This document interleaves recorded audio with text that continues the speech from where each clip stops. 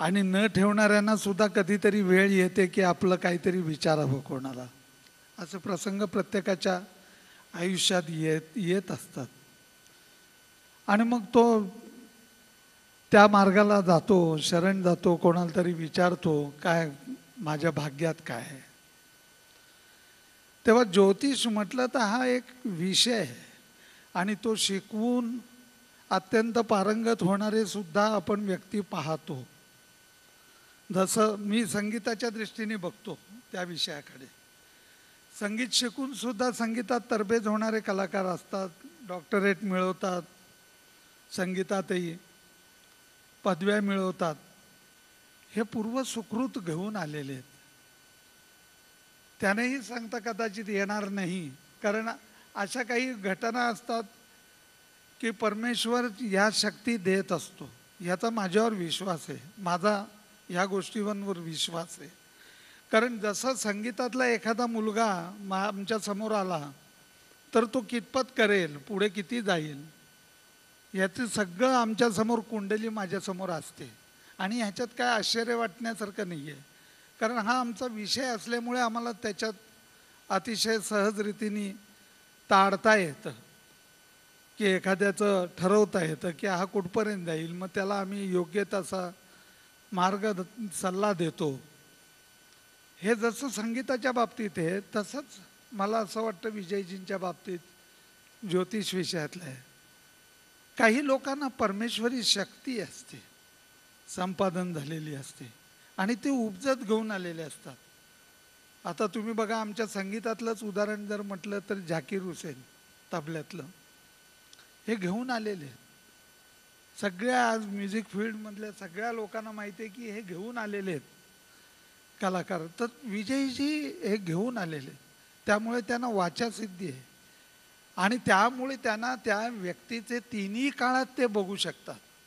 भूतकाळ, वर्तमान काळ आणि भविष्य काळ, तिन्ही काळ त्यांच्या समोर एकदम ताबडतोब येतात आणि ते जे बोलतात ते फायनल असतं.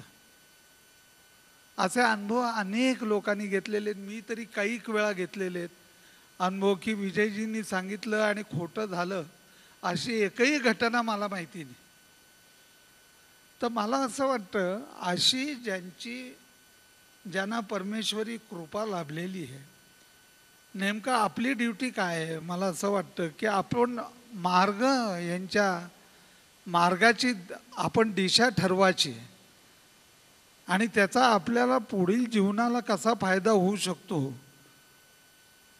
तो एक मार्ग आहे. मला असं वाटतं की विजयजींच्या जर सहवासात जर आलं तर मला असं वाटतं पुढलं आयुष्य तरी निश्चित हमखास आनंदामध्ये घालवता येईल. कारण आपल्याला एक आधार आहे, सगळ्यांना एक विजयजी हा एक आधार आहे. कारण तिथे जाऊन आल्यानंतर एकदम रिलॅक्स होतो, व्यक्ती रिलॅक्स होते. कारण ते अशा रीतीने काही काही मार्ग सांगतात की ते झालंच पाहिजे. तर मला असं वाटतं एका रीतीने ही समाजामध्ये श्रद्धा ठेवायला लावण्यातला विषय आहे. आजकाल ह्यालाच कोणी काही अंधश्रद्धा म्हणतात. मी मात्र तसा नाही आहे. माझा विषय हा श्रद्धेशी जोडणारा विषय आहे आणि विश्वासाने ही कुठली गोष्ट होत असते. आपल्या संस्कृतीमध्ये ह्या गोष्टी जडलेल्या आहेत आणि मला असं वाटतं ह्या सगळ्याचा एक आपण सगळ्यांनी या गोष्टीचा विजयजींचा अनुभव घेतलेला आहे असं मला वाटतं. कारण इतक्या संख्येने आपण सर्व इथे जमा झालेला आहे. तर मला असं वाटतं की आपल्या जीवनाची पुढली वाट एक निश्चित ठरवता येते आणि त्याचं जीवन आपल्या अतिशय चांगल्या रीतीने त्याचं आक्रमण करता येतं मला असं वाटतं. आणि हीच मला असं वाटतं विजयजींची सर्वात मोठी आपणा लोकांची आठवण आहे की जी आज पुस्तक रूपाने त्यांनी इथे पाडगावकरांच्या हस्ते त्याचं विमोचन झालं आहे. मला असं वाटतं की ही अतिशय गोष्ट चांगली आहे.